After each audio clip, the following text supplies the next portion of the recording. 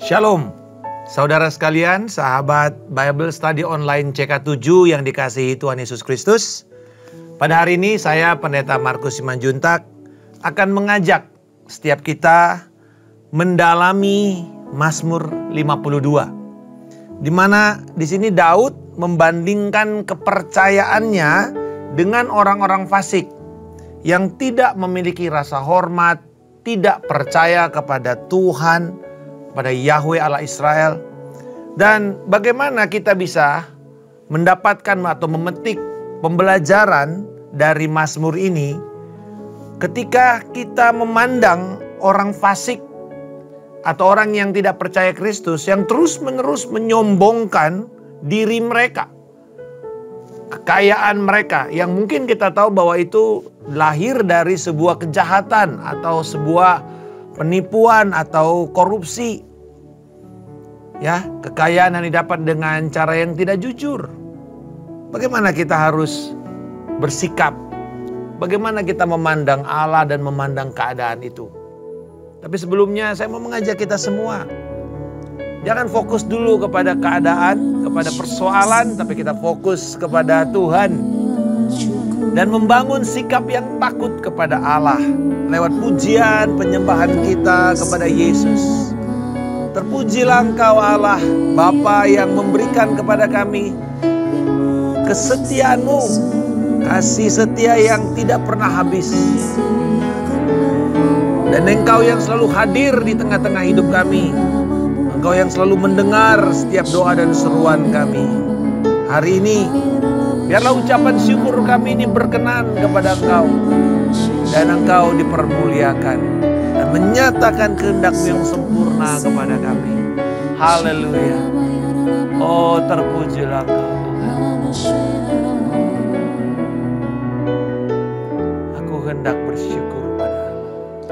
Aku hendak bersyukur pada Tuhan karena keadilan-Nya.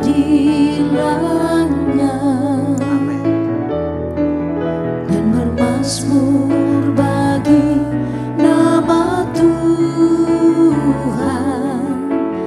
yang maha tinggi. Ya Tuhan, Tuhan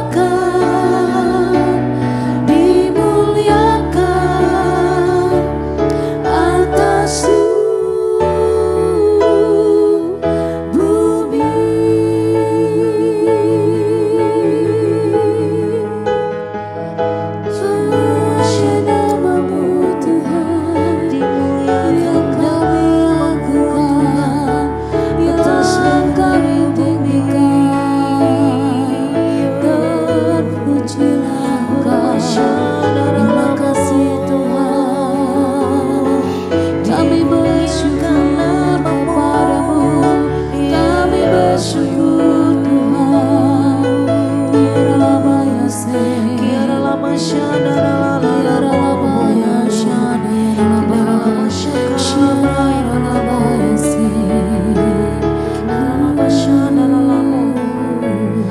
kasih Tuhan. Terima kasih Tuhan.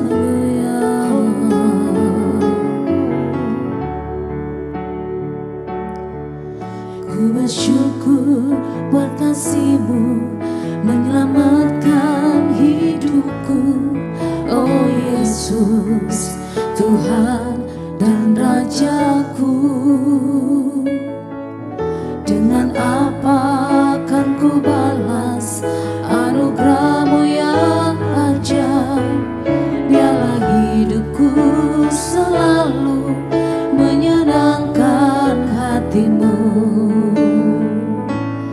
Betapa kagum ku melihat perbuatan tangan-Mu, ajaib dan mulianya kuasa-Mu nyata dalam hidupku.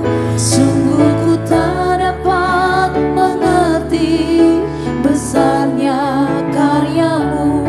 Oh indahnya, oh heran kasih-Mu.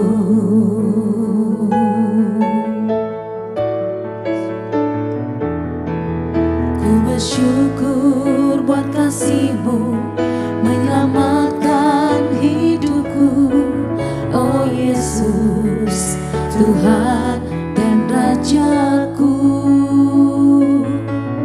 Dengan apa akan ku balas anugerah-Mu yang ajaib? Biarlah hidupku selalu menyenangkan hati-Mu. Betapa kagum ku melihat perbuatan tangan-Mu, ajaib dan mulianya kuasa-Mu nyata dalam hidupku.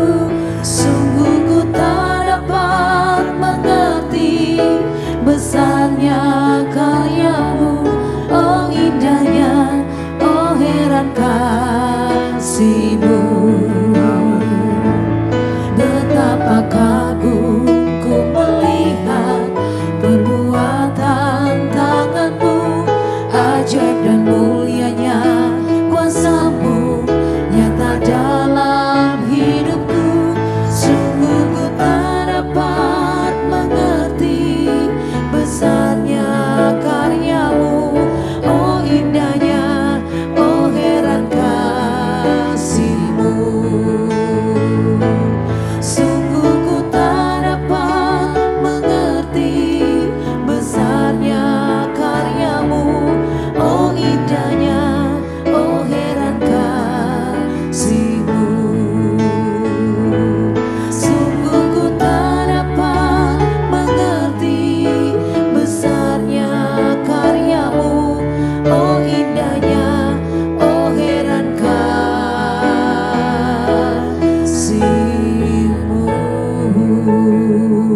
Kami bersyukur kasih setia-Mu itu yang menjadi dasar kami berharap. Engkau yang tidak pernah gagal dalam menolong kami. Itulah yang membuat kami bisa menaruh pengharapan kami yang pasti. Seperti mana firman-Mu berkata bahwa pengharapan itu seperti sauh yang telah dilabuhkan di balik tubir. Kami bersyukur Tuhan untuk Roh Kudus-Mu yang menyatakan kehendak-Mu sempurna lewat pembelajaran firman pada hari ini. Dalam nama Yesus. Amin. Saudara sekalian, Mazmur 52 adalah Mazmur ratapan yang disampaikan Daud kepada Allah untuk meneguhkan kepercayaannya. Apa itu kategori atau bagaimana ciri dari Mazmur ratapan? Biasanya Mazmur ratapan itu dimulai dengan sebuah keadaan yang sulit. Lalu si pemazmur akan bertanya atau berkeluh kesah kepada Allah. Mengapa keadaan ini terjadi? Mengapa orang-orang fasik ini menjelek-jelekkan Tuhan? Menghina orang benar. membuat orang fasik ini kaya dan seenaknya merendahkan umat Tuhan. Jadi selalu begitu, dimulai dengan menggambarkan kondisi sulit, penderitaan, kesengsaraan, atau sakit yang dialami oleh si pemazmur. Lalu kemudian biasanya nanti ada sedikit titik balik, yaitu dari keadaan kepada Tuhan.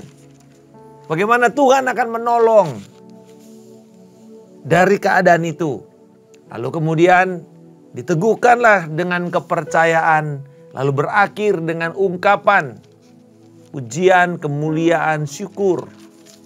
Jadi ratapan itu selalu kita mau diajarkan jangan takut kepada masalah. Ada yang mengatakan bersahabatlah kepada masalah. Karena lewat masalah kita diubahkan. Kita memiliki perspektif yang benar tentang Allah. Karena masalah itu hanya alat, agen yang dipakai Tuhan untuk pengudusan kita. Bukan untuk menghancurkan orang percaya. Kepada orang fasik betul masalah itu akan menghancurkan mereka. Tetapi kepada orang benar, masalah akan membuat kita melihat kepada Allah. Dan melihat Dia lebih kuasa daripada persoalan kita. Nah, biasanya judul Mazmur itu, ya ayat pertama atau ayat keduanya itu juga menggambarkan latar belakang dari Mazmur itu diciptakan. Ibarat lagu, semua lagu itu ada sejarahnya. Sebuah lagu itu selalu ada cerita di baliknya. Apakah mungkin lagu karena patah hati lalu dia tulis, lagu karena dia senang, atau lagu karena ingin sebuah perjuangan, lagu mars atau membangkitkan semangat, lalu karena itu lalu ditulis. Nah, di dalam Mazmur ini, latar belakang daripada Mazmur ini konteksnya itu adalah ketika Doeg, orang Edom, memberitahu Saul bahwa Daud telah sampai di rumah Ahimelek bin Ahitub. Berarti ini kisah yang ada di 1 Samuel 22 ayat 9. Dan kemudian keadaan ini erat sekali dengan peristiwa dari 1 Samuel 21. Yaitu peristiwa Daud di Nob. Lalu kemudian dia harus bersembunyi di Gua Adulam. Dan kemudian ada peristiwa di mana Saul merasa dikhianati oleh Imam Ahimelek dan keluarganya. Karena memberikan makanan kepada Daud, mensupport Daud. Dan ini akhirnya membuat Saul memerintahkan hukuman mati kepada Imam Ahimelek dan seluruh keluarganya. Jadi kalau kita lihat latar belakang itu, nah baru kita baca Mazmur ini, baru masuk. Kita tahu, oh suasana kebatinannya seperti apa. Atmosfernya pada waktu itu seperti apa. Dan kemudian dia katakan, siapa di sini orang fasik itu? Pejuang itu, warrior itu siapa? Karena warrior ini yang melawan orang yang dikasihi. Jadi kalau kita melihat di sini orang fasik dalam Mazmur Daud ini oleh kebanyakan ahli kitab atau sarjana perjanjian lama meyakini bahwa itu Doeg, orang Edom. Tetapi ada pendapat lain yang mengatakan bukan Doeg. Karena Doeg cuma sekedar penyampai pesan. Karena sebenarnya bahwa di dalam benak Daud, siapa itu orang fasik, siapa itu musuh Allah? Yaitu Saul dan semua tentaranya. Karena pada saat itu Saul sedang berjalan di luar kehendak Tuhan. Dia hidup dalam keiri hati, kebencian untuk membunuh Daud yang diurapi oleh Allah. Jadi sebenarnya di sini kita bisa melihat walaupun Daud tidak langsung terang-terangan mengatakan Saul itu jahat. Karena dia masih punya penghormatan. Kita tahu beberapa kesempatan Daud bisa membunuh Saul, tetapi dia tidak mau. Karena dia tahu bahwa dia juga tidak boleh sembarangan menjamah orang yang diurapi, yang dipanggil, yang ditetapkan Allah. Tetapi pada waktu itu setelah pengurapan Allah dicabut, Allah tidak lagi melihat Saul sebagai raja walaupun secara de facto dia masih. Tetapi di mata Allah dia bukan lagi. Nah, disitulah kita bisa melihat bahwa Daud memakai gambaran yang halus untuk menjelaskan bagaimana tindakan Saul itu. Coba kita perhatikan di sini bahwa Daud itu digambarkan sebagai orang yang dikasihi Allah. Nah, ayat 3 sampai 6 menggambarkan pejuang orang fasik ini sedang merancang kehancuran dari orang yang dikasihi Allah, yakni Daud. Dan alat yang dipakai adalah apa? Mulutnya. Jadi kan kemungkinan besar si Doeg tadi karena dia melaporkan. Dia membocorkan rahasia. Dia membocorkan laporan intelijen tentang keberadaan Daud. Sehingga Saul bisa mulai cari dan bahkan membunuh Imam Ahimelek. Jadi di sini kita melihat kata lidah dan pejuang. Kalau di dalam bait itu pejuang, lidah, pejuang, lidah. Artinya apa? Bahwa si pejuang atau si penipu itu memperlihatkan betapa berbahayanya lidah itu. Bahkan dikatakan lidah itu begitu tajam seperti pisau cukur yang diasah. Jadi lidah itu yang tajam, lidah yang memberikan laporan, lidah yang membocorkan rahasia, lidah yang menyebarkan kebencian, itu memang alat pembunuhan, alat kehancuran yang paling efektif. Bukankah itu juga dikatakan oleh Yakobus? Dari lidah yang sama, kita bisa menciptakan api yang membakar seluruh hutan. Menciptakan pertikaian. Saudara-saudara, di dalam sejarah perang, di peradaban manusia,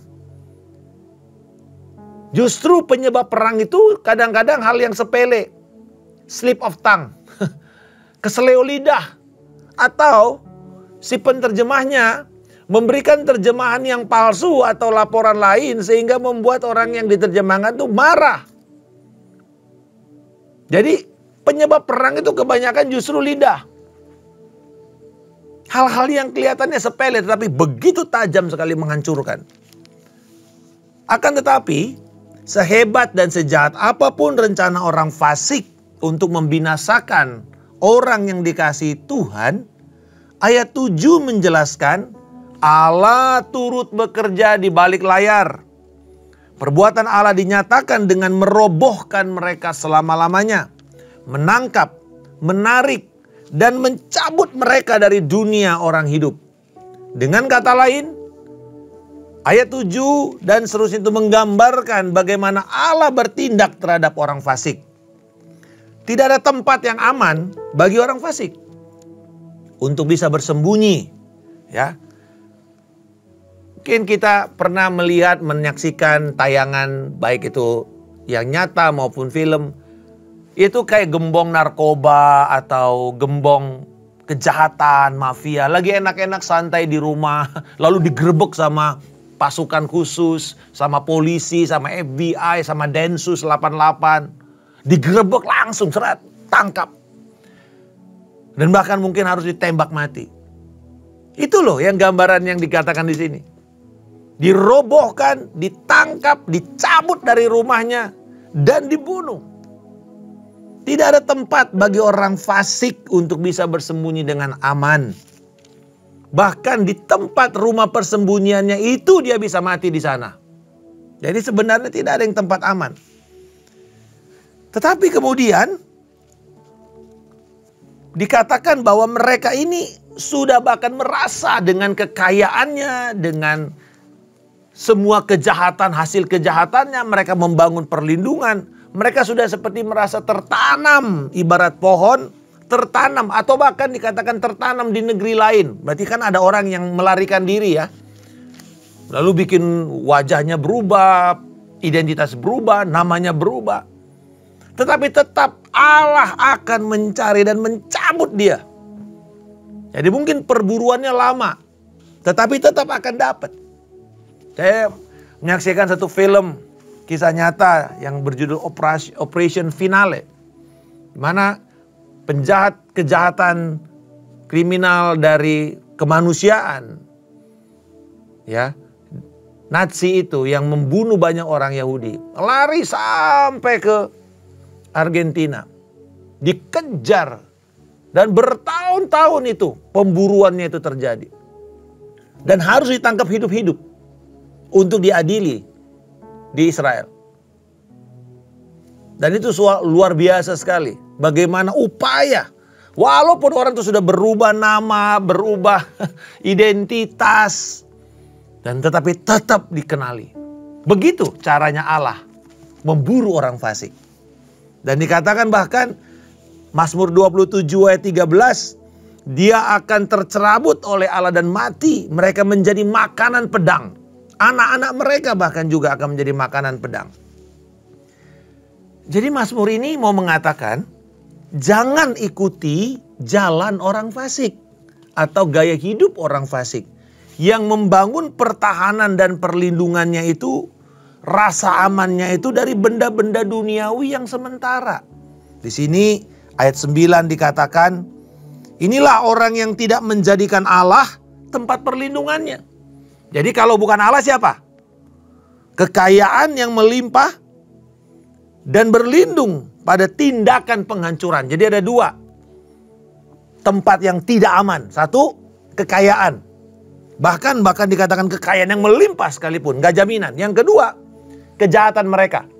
Tindakan, rencana-rencana, skema-skema kejahatan mereka. Dua hal ini.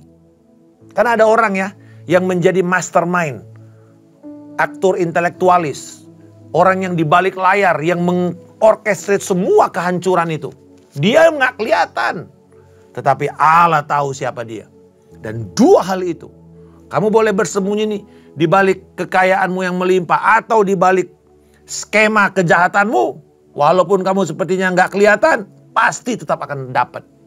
Dan itulah kalau kita seneng nonton film-film intelligence yang begini, kelihatan bahwa orang-orang yang di balik layar itu ternyata kadang-kadang nggak bisa tersentuh. Tetapi tetap keadilan Allah akan terbukti. Jadi kita lihat bahwa bukan cuma tidak ada rasa aman bagi orang fasik. Mereka akhirnya jadi bahan lelucon. Bahan tertawaan. Apapun yang mereka lakukan. Mereka jadi bahan tertawaan. Ayat 10. Daud menggambarkan dirinya sebaliknya. Seperti pohon zaitun yang berkembang, menghijau. Karena kepercayaannya kepada Allah. Karena dia menaruh Allah Yahweh Israel sebagai perlindungan hidupnya.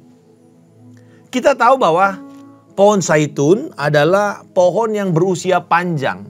Kalau kita ke Israel, di tempat di mana Yesus berdoa di Getsemane itu ada pohon zaitun. Dan itu kan memang perkebunan zaitun sebelumnya. Di situ masih ada pohon yang berusia 2000 tahun. Yang masih dipagar. Yang diyakini bahwa tempat yang masih ada pada waktu Yesus sedang berdoa. Tahan lama.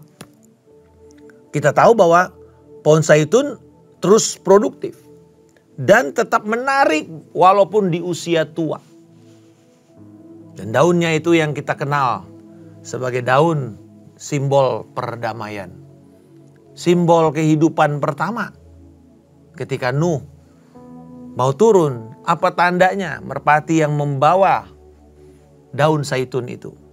Dan kita tahu di sini bagaimana Daud memakai penggambaran yang pas tentang, karena ada kontras. Yang satu tadi dicerabut, walaupun hebat-hebat apapun diangkat. Tapi pohon zaitun kuat, tahan lama, berumur panjang, bahkan tetap berbuah dan menarik pada masa usia tua.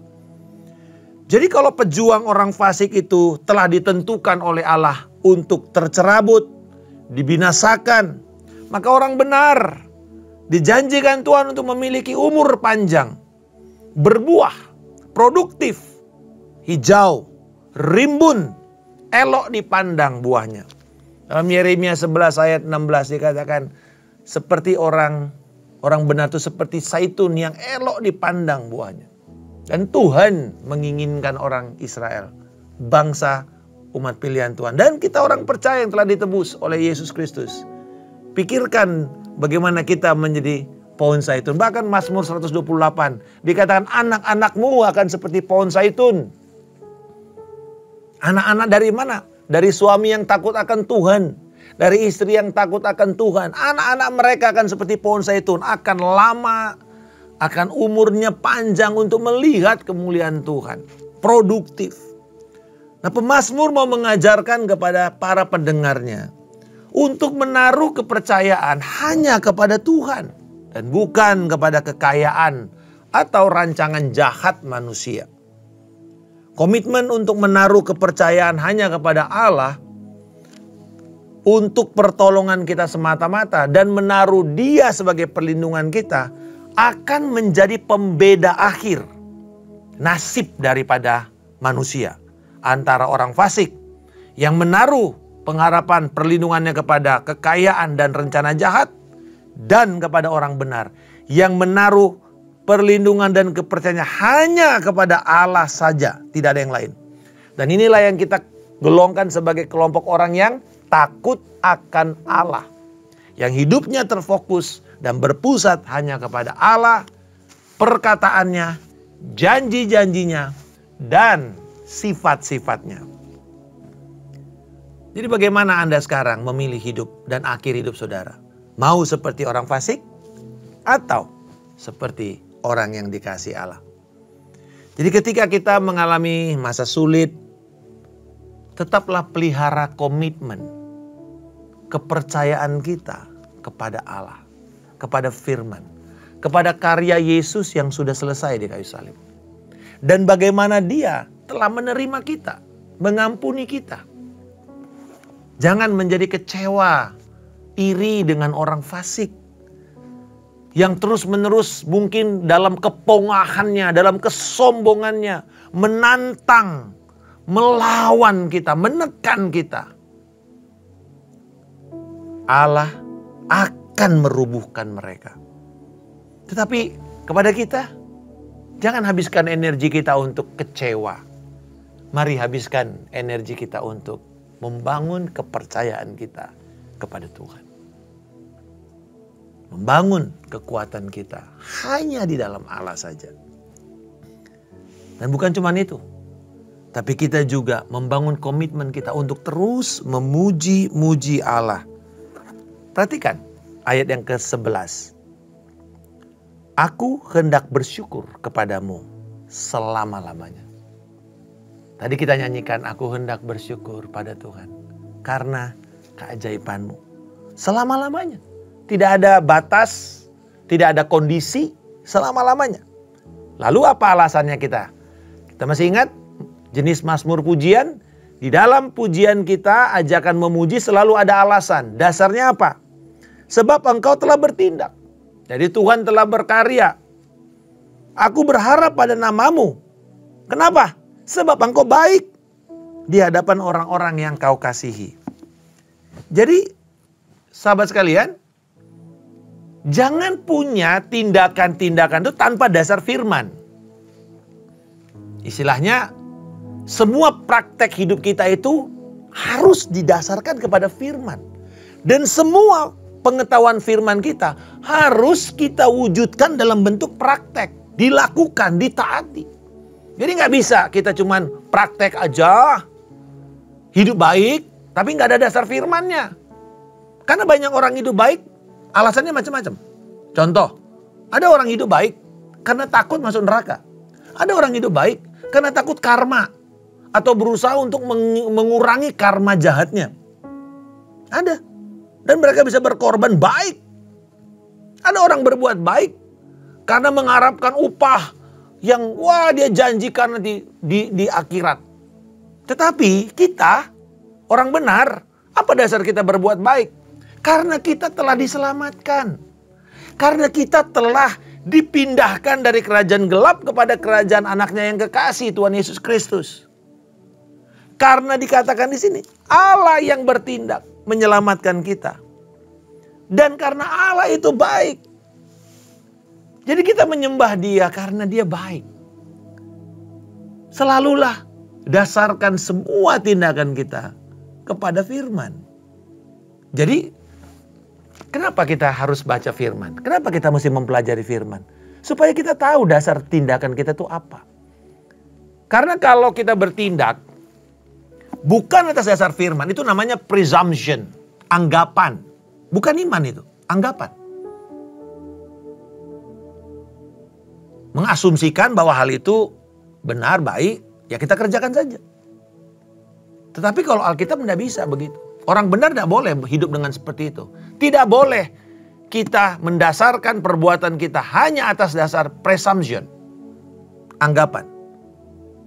Ibrani 11 ayat 1 mengatakan iman adalah dasar dari segala sesuatu yang kita percayai dan bukti dari segala sesuatu yang kita harapkan dan bukti dari segala sesuatu yang kita percaya. Jadi saudara, kita bisa melihat di sini dasar dan bukti kita itu cuma satu, firman. Dan karya perbuatan Tuhan yang kemudian dicatat dalam firman. Paulus mengatakan, kenapa kita mesti mempelajari perkara Tuhan di masa lalu? Karena dari situ kita bisa belajar. Kita bisa mengingat. Kita bisa punya confidence. Kalau Allah telah melakukan perkara itu di masa lalu dan menolong mereka yang benar atau orang yang dikasihi Tuhan, maka hari ini juga saya akan ditolong Tuhan. Dan kemudian anak-anak saya di generasi berikutnya akan ditolong Tuhan bila mereka hidup di dalam ketaatan. Sederhana. Jadi saudara-saudara, jangan jadi kecewa. Jangan mudah tertipu. Dan kita harus terus memuji di tengah-tengah umat. Di tengah-tengah umat Tuhan. Di tengah-tengah gerejanya. Jadi saudara-saudara, di sini nggak bisa kita cuman fight alone, berjuang sendirian, bertempur sendirian. Daud sebenarnya kita tahu di Gua Adulam, dia bersama dengan orang-orang yang mungkin gagal tetapi Tuhan pulihkan. Dan dengan dia, dengan mereka inilah Daud berjuang. Dan bahkan kita tahu bahwa dari orang-orang ini muncul triwira yang hebat. Orang-orang yang telah gagal dipulihkan Tuhan. Dan kemudian memiliki sebuah keyakinan penuh. Sebagai penutup, saya mau tinggalkan pesan kebenaran ini. Hanya ketika kita bergaul. Hanya ketika saudara bergaul intim dengan Allah. Dan dengan umat Allah. Dengan gerejanya. Dengan orang percaya. Sahabat-sahabat saudara yang ada di Cool, yang ada dalam teman pelayanan, dalam komunitas, dalam gereja Tuhan. Dua hal ini akan menolong Anda bertumbuh subur, produktif, dan semakin segar, menghijau, elok dipandang mata. Hasil dari pemurnian orang benar yang melewati proses yang begitu sulit selalu akan membawa kemuliaan. Saya selalu ingat kisah ini waktu seorang ibu pergi ke sebuah workshop pemurni perak. Dan dia perhatikan di tungku itu ada seorang yang memperhatikan api yang sudah lelehan perak itu, dan kemudian dia mengambil serokan, dia tunggu lagi, dia mengambil serokan lagi, dia tunggu lagi, dia mengambil serokan dari adonan itu sambil apinya berkobar. Lalu dia tanya, apa yang Bapak lakukan? Dia bilang, saya sedang membersihkan logam ini, perak ini. Dari mana? Ya itu ada butiran-butiran atau stain, nokta-nokta, noda-noda hitam itu kalau dibakar dia naik ke atas, Bu. Oh gitu ya Pak ya? Ya. Dan kemudian si ibu nanya, Pak, kapan Bapak tahu bahwa lelehannya ini sudah selesai dan apinya dimatikan? Dan Bapak ini mengatakan, sampai saya bisa melihat wajah saya di adonan perak itu, dan wajah saya terlihat jelas. Dan saya tahu selesai. Hal yang sama. Proses pemurnian kita ini. Segala macam hal yang sulit. Tujuannya cuma satu. Supaya Kristus, wajah dan gambar Kristus, pribadi Kristus semakin terlihat nyata. Elok dipandang di dalam hidup orang yang sudah ditebusnya. Kiranya Tuhan Yesus memberkati kita semua pada hari ini. Tuhan, kami bersyukur. Berkatilah setiap kami yang telah menerima kebenaran firman-Mu ini dan berjalan di atasnya dan memuliakan Engkau. Di dalam nama Tuhan Yesus Kristus kami berdoa. Amin. Shalom. Tuhan Yesus memberkati. Sampai bertemu di kesempatan berikutnya.